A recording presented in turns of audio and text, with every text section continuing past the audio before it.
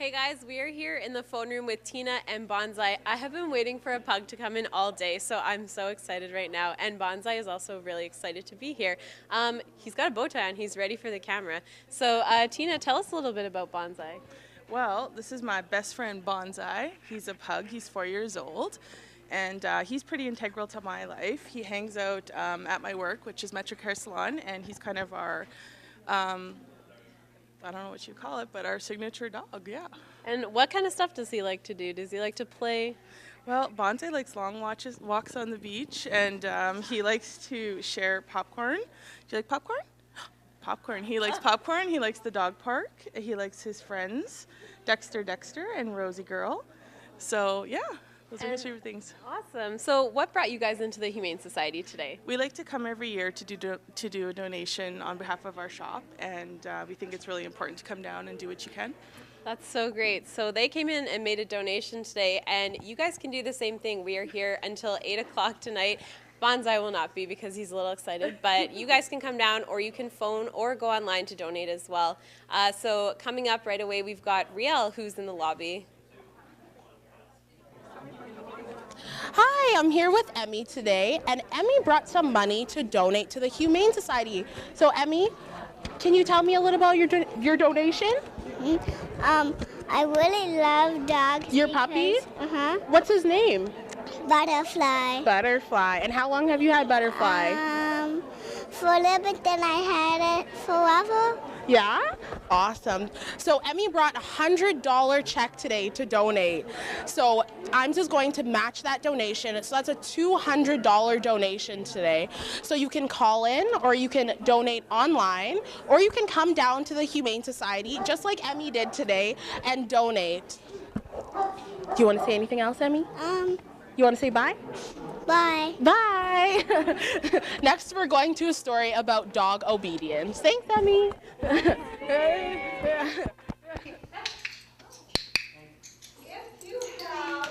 Whoops, somebody wants to say hi. The Winnipeg Humane Society offers dog obedience classes to the public. One of the classes is run by Val Poulton.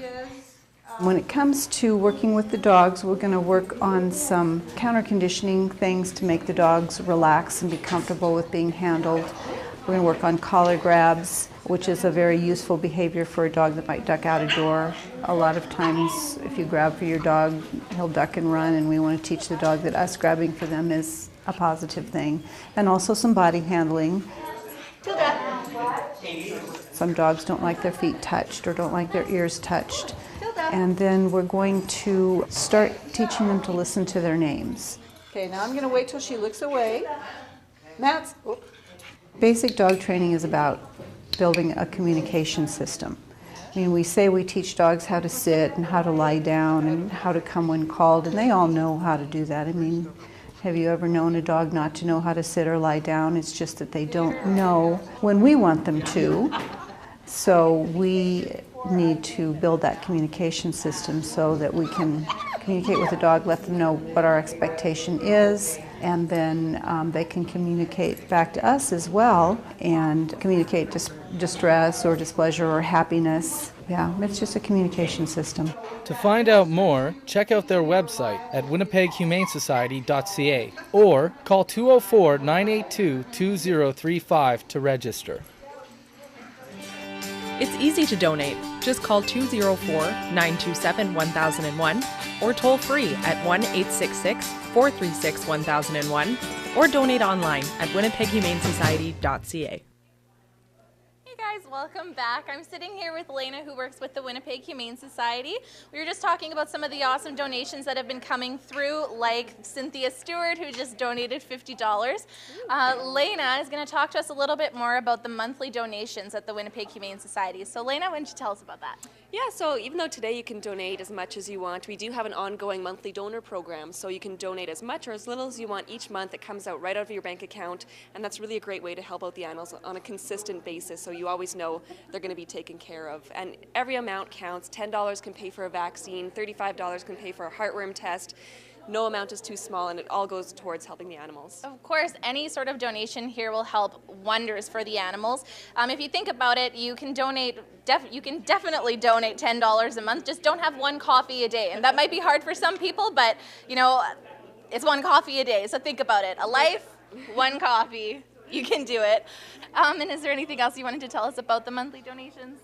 No, it comes out of your bank account. You don't really have to think about it. It's like your monthly bills, and it's really going towards such a great cause. We get in over 8,000 animals per year, and every little bit helps towards going towards our medication, behavior training, and all that sort of stuff. So yeah, we really rely on those donations. It's huge. And we just want to give one quick shout out to our hourly sponsor, which is Auto Centers. So thank you very much for that. And right now we are going to go to the lobby and talk with Erica, who has Lumberjack with her. So I'm here with Lumberjack, and you can tell he's a lumberjack. He's got huge paws. He's adorable. And this is his owner, Christina, and she is assistant manager of adoptions here at Society. And I just want to ask you a little bit about Lumberjack. So how did you adopt him? He was here for about 7 months looking for his forever home, and I passed by him every day, and I kind of kept eyeing him and telling my husband about him, and then he needed a foster home because they thought he might have food allergies, so I took him home for a couple of weeks, and my husband and I fell in love, and we decided to make it permanent. So you guys were a foster family? Yes, this is one of my foster fails. He's one of 3. So what kind of other dogs? I have another shepherd mix and then a cattle dog mix. She keeps us on our toes. She's also from the Humane Society. That's awesome. So Lumberjack, I heard that he has some hair, and that's why they call him Lumberjack. Yes, but he kind of lumbers when he runs. It's pretty funny. And he also is just a big goof, so the clinic staff decided to name him Lumberjack. And yeah, he's got some hip issues. He was also heartworm positive. So he had some issues, and I think that's why he was still here waiting by the time we got to foster him. But he has a wonderful personality, and he just goes to show that you can come to the Humane Society and you can get a great dog like Lumberjack and take him home and, you know, love him, and he's going to love you back. And we're here all day. Come down, check out the dogs, check out the cats, and you know, see what you can do. Come love a dog. So we're going up to a story about reunions. This little guy had been missing for 4 days. His owners were all over Facebook and were doing a poster blitz through the entire city. He was lost in St. James and found by St. Vital Mall. Memphis was found severely matted. His rescuer gave him a haircut before bringing him to the Humane Society. We cleaned him up and called his mom, and she came down instantly. Both Memphis and his mom were extremely happy. Jill went missing on July 2nd from Quail Ridge Road and was found outside an apartment building off of Ness Avenue. Jill's rescuer brought her to us and explained that she had seen Jill around her building for approximately 2 weeks. Gus went missing at the end of October and was found almost 4 kilometers away. As you can see in the picture, his family is very happy to get him back. Meet Avi Lewis and his owner Tyson. They were reunited after 3 weeks apart. Avi Lewis went missing at the beginning of the month and apparently went on quite a trek before being returned to his owner at the Winnipeg Humane Society. This little fellow was full of purrs and cuddles. Charlie was found at Shelmerdine Garden Center and was fattened up by the employees while they tried to find his owner. An employee brought Charlie into intake, and we were able to locate the owners through his tattoo. The owners were so thrilled to hear that Charlie was safe and sound, they showed up at intake within the hour to bring him home. Manu was missing for almost a month before she was brought to the Humane Society. Her owners were found through her tattoo markings, and they were extremely happy to get their much-loved Manu back. Cream, a former Winnipeg Humane Society resident, left his house during the morning and went on a 7-block trek before being found and brought back to us, where he was reunited with his extremely happy owner. Ryan and his family gave their well-traveled kitty a much-needed bath and spent some quality time together. Hooray for Ryan and Cream. You can donate in person today. Come down and visit the shelter and say hello to our telethon crew.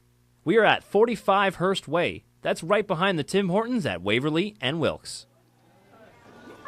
All right, we're back here in the lobby at the Winnipeg Humane Society. Just like to quickly thank Joanne, Martha, each with $100 donations. as well as Hayden and Callie, Donna, and Carolyn, all with $50 donations. So thanks so much. If you were watching a little bit earlier, Lloyd, the intern from Virgin 103, challenged the viewers to get a $200 donation and he would shave a part of his beard. Well, now we're up in the ante. I'm joined with Kieran Mulchan, who's a creative communication student who's been working real hard here all day, and he's offered up his head of hair, both sides, $250 a side. So if we get a $250 donation, you will see Kelly from the WHS here live shave one of Kieran's sides. Again, $250 per side. Kieran, you're a little nervous. I'm a little bit nervous. I mean, first I was thinking, oh, this would be great because I already need a haircut a little bit. But now the more I think about it, I'm a little bit nervous. But the donations are for a great cause, so I don't feel too bad about it. And it's going to be a lot of fun.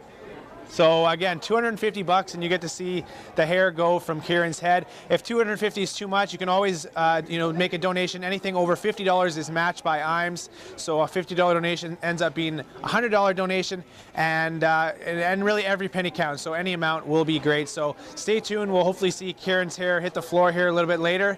And next we're heading over to Bethany, who's back in the phone room with a cute kid in the control room as well. Thank you. I'm here with Jordan, who just celebrated his 9th birthday, and instead of having his friends bring gifts, he decided to have them bring money to help out the Humane Society. So Jordan, can you explain why you did this? I just wanted the dogs to have a better home instead of just staying here for the rest of their life. Right. And how much did you end up raising for the Humane Society?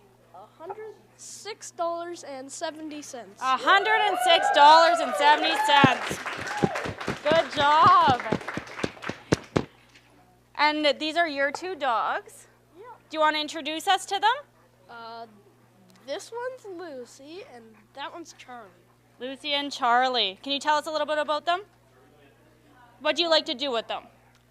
Usually they just take naps, and also we should have called her Miss Piggy. Miss Piggy eats a lot? Yes. Yes. Oh, goodness. Do you take them on lots of walks? Most of the time, yeah. Most of the time? Yeah. Perfect. Well, I want to say thank you on behalf of everyone for deciding to do that, because that's wonderful work for the animals, and I know everyone here really appreciates it. So good for you. Give me a high five. Woo! And I would just like to say a quick thank you to Debbie Nightingale for donating $50 and Glenda Bracken for donating $100. That's awesome. IMES is going to match both of those donations, and we look forward to hearing more donations coming in. So next we have a story on Chance. Chance, you want a treat? Yeah. You want a treat. You're my special cat. I came across him, I think in May, in a cage, and when I opened up that cage and I saw him, I just thought, oh my God, I have to have this cat. This particular disease affects their coordination. They get it when it's from lack of food or oxygen when they're in the mother's womb. And so therefore it affects their coordination. Therefore you see how he walks. But I mean, he's, compared to when I got him, he's walking 100% so much better. He'll never walk like a normal cat, but his walking has improved immensely. He is a part of our family, and he's loved and spoiled, and he's doing great, and it teaches me as a human being a lot too. Just sometimes when you think life is kind of treating you not so well, here's a cat with the disorder that just keeps picking himself up and going on, and I want people to know that cats like this are adoptable. You're watching IMES 1001 Donations in support of the Winnipeg Humane Society. All right, so I'm here with Christine and Risa over here. She's a 2-year-old dog that was adopted from the Humane Society. Why don't you tell us about this interesting breed? She's a really cool mix. Well, we'd been looking for a dog for a while, and we came to the Humane Society one Saturday in June 2 years ago. And we were looking, and all of a sudden we turn the corner and we see a sign on the wall, and it says Rottweiler Chihuahua. And we're like, no way. There's no way she could be a Rottweiler Chihuahua. So we ended up, her sister was just being brought out, and we saw her sister, and she was still in the cage, just sitting there doing her thing. And my boyfriend Lee, he looked at the cage and he said, "That's our dog." And we just fell in love with her instantly. She was 8 pounds at the time. She's now 40.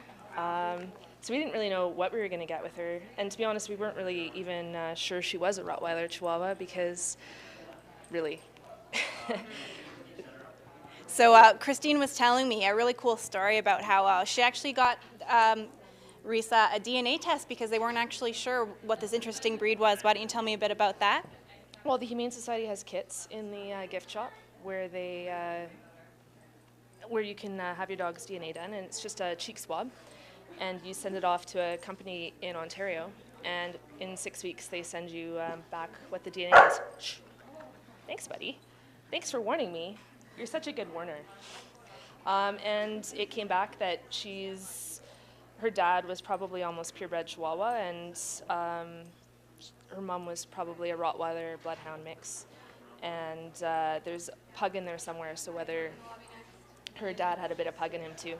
But she's just the best dog, and she makes us laugh every day. The Humane Society named her Risa, and we looked it up online, and it means laughter. So she makes us laugh so much that we had to keep it. Awesome. What's it like having her at home, and what's her temperament like? She's just the best dog. She gets along with everybody. She gets along with cats. She gets along with kids. We've recently had some babies in the family and in our friends, and she just gives them kisses, and she just loves them to death. She gets along with all other dogs. When we take her to daycare, they say that she's never caused any trouble there, and she gets along with everybody. Even the dogs that don't want to play with other dogs, she plays with them. And she's a big ham. She's super smart. She does lots of tricks. We've done lots of classes with her, thinking about getting her into some agility and stuff like that. We've done some introductory agility classes, and she does so well. Awesome. Can we see her do a trick really quick? Sure. You want to give me a double? Good girl. What about a twirl? Good girl. Such an entertainer, Risa. All right, so thank you so much, Christine. As Christine was saying, she did get the DNA kit from the gift shop here at the Humane Society. That's just one of the ways that Humane Society makes some money to help dogs that come in get the care that they need. Another way that we do get funds to take care of these dogs and all of the other animals here are through monthly donations. Consider just donating $10 a month or whatever you feel comfortable and donate monthly. That really helps the Humane Society budget, and it helps provide care for dogs like Risa. So up next, we're going to see a story with Matt and Adrian. Let's see what's going on. Hey everyone, we're back and we're in the lobby, as you can see. I'm with Adrian and Amelia right here. And Adrian, I hear there's a crazy little story of how you came to find Amelia. Well, it's actually kind of a funny story. My boyfriend found her running down Inkster and Main Street. It took him about half an hour before he managed to corner her in a backyard and get her hooked up. But the second that she was in the car, she was like happy to be with him, despite the fact she ran away from him for like a good 30 minutes. Whoa, Amelia. She's ran right in there. And then, so we took her home that night, and she hung out with us. And I was working at the Humane Society at the time, so I brought her to work with me the next day. I guess nobody came forward for her, so when she went up for adoption, we thought about adopting her, agreed not to, and then the next day she came home with us. So we've had her since, and it's been about 2 years. Yeah, look. And the 7-year-old Pomeranian Cross is an absolute riot here. Loves treats, as you can see. And I understand you have a cat as well. How's the relationship with them at home? We also have a cat, which we met here at the Humane Society. His name's Jacob Marley, and they are the cutest couple ever. They love to cuddle. They get along so well. They play, they cuddle. Amelia likes to give him baths. He likes to give her baths. It's kind of gross, but at the same time, super cute. And long walks in this cold weather we're having? Oh, she loves it. Today, she's really upset because all the snow is like solidified, so she's trying to like scratch at it and trying to roll in it, and she just really wanted to roll in it. When there's fresh snow, she'll be right in there diving through it, swimming through it. Well, thank you. And I understand the weather's taking a little turn for the worse. Getting a little cold and windy, so if you can't make it down to make your donations, you can always do it online. You can phone, you can text. Anything you can do to help would be great for the Humane Society. Help little dogs like Amelia here.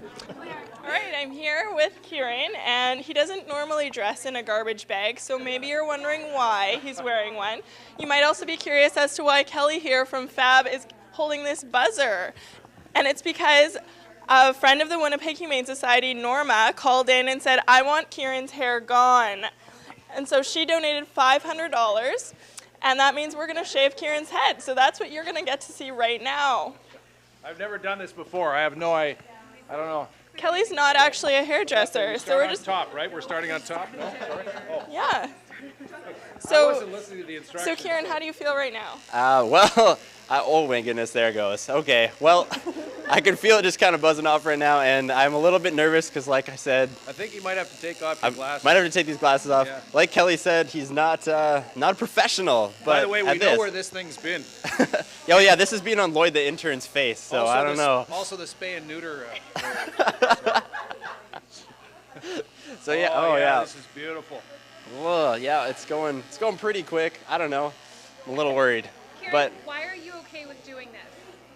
I'm okay with doing this because I might be slightly crazy, but also because it's just, I don't know, donating money to the Humane Society, it's a great cause, and I'm really glad I could do something to help motivate some people. And Norma, wherever you are awesome, and I Get a round of applause for Norma. I don't see well out of my right side here, so Okay. I'm just kind of feeling my way through this. Kelly's winging it. Kelly's completely winging it. I'm probably going to be covered in hair after this, but that's completely fine. I'm going to hold the ear. Oh, yeah, please, just hold my ear back. I don't want to lose an ear either.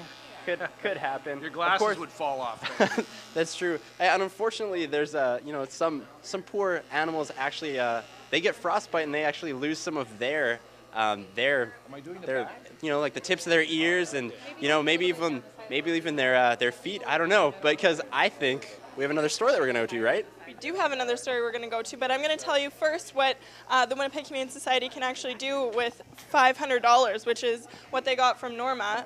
IMS is matching that, so it's actually a $1,000 donation, and they can care for at least 2 dogs with that amount of money. So thank you to Norma, and also thank you to Norma for this amazing new hairstyle that Kieran's going to be sporting. So we'll catch up with him a little bit later, and we're going to check out a story about Bigfoot, who actually had frostbite on his foot. Oops. And we'll check that out now.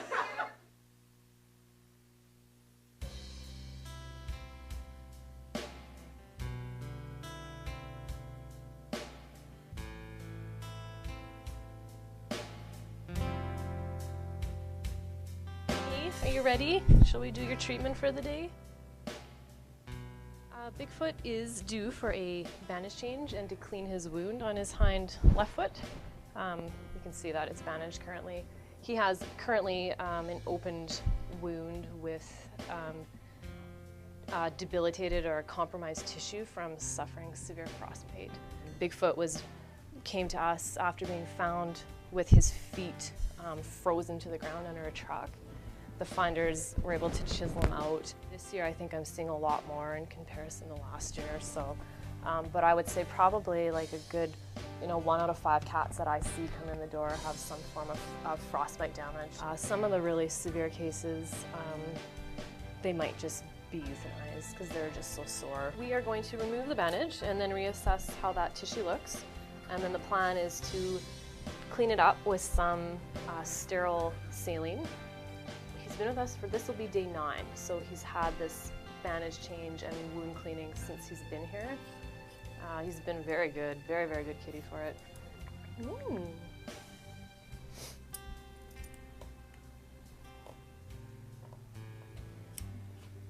It's like, you know what, I'd rather be playing right now, guys. So you can see that tissue is still pretty dark, so it'll have to come off, but the rest of his toes are good. You don't like baths? You don't like pedicures?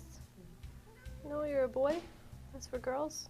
I mean, if this were to be private practice, I think we'd probably be looking anywhere between a couple hundred at this point. He still requires that surgery as well. He's a little bit of an investment, but I think he's definitely worth it. Having said that, if we didn't have the funding, he'd be euthanized kitty, right? There'd be no way we'd be able to treat him appropriately.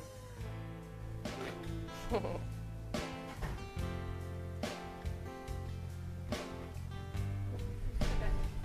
not getting payment from an owner for vet care, so the means of funds that we have for these strays is strictly donations. So people who, are passionate about these pets, who really care, who really want to help them out. And just like him, like Bigfoot, I'm not sure if he does or was owned. No identification, so that's a little bit difficult. But he's lucky he's here and he's able to get the care that he is, and that strictly is from donations, from someone who cares. You can donate in person today. Come down and visit the shelter and say hello to our telethon crew. We are at 45 Hearst Way. That's right behind the Tim Hortons at Waverly and Wilkes.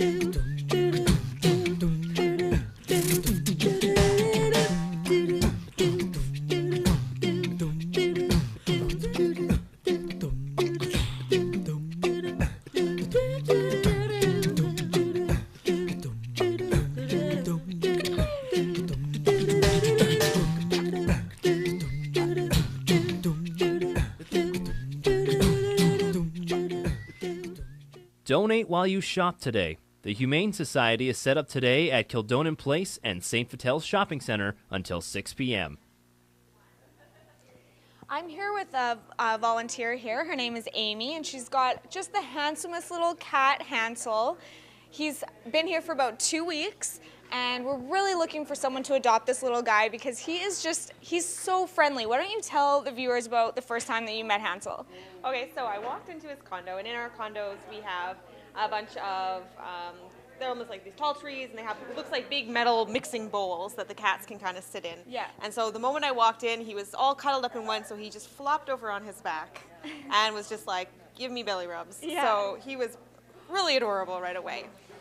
And one of the things you'll notice about him is the tips of his ears kind of pulled down a bit, and that's because this poor little guy got some frostbite damage. Oh, okay. Now, he lucked out, and he's not going to lose the tips of his ears, but a lot of the cases, the cats they'll come in and they'll either lose their ears or the tips of their ears, and sometimes they'll have frostbite damage to their tails. They might have to have like a tail amputation. Right. So he's a lucky guy who's a good warning to make sure that people remember that it gets cold out there for the animals too, and you got to make sure that you're taking proper care of them in the winter as well. Absolutely, and there's a lot of costs associated with helping animals that are suffering from frostbite and that sort of thing, so it's really important that we have funds available to keep taking care of these little guys like Hansel. He was really lucky that he only lost the very tips, but yeah, so what else can you tell me about Hansel? What else about his story? He's obviously found He's kind of wrestling out of your hands right now, but he is actually very calm. He was not nervous. When we were sitting over there without all the camera lights on him, He was, very calm, very happy, just sitting there asking for pets. Exactly, So yeah. he's young. He's only a year old, so he's gonna have probably a lot of fun with some really loving family who ends up giving him his forever home. Absolutely. Well, thank you so much, Amy, for coming in.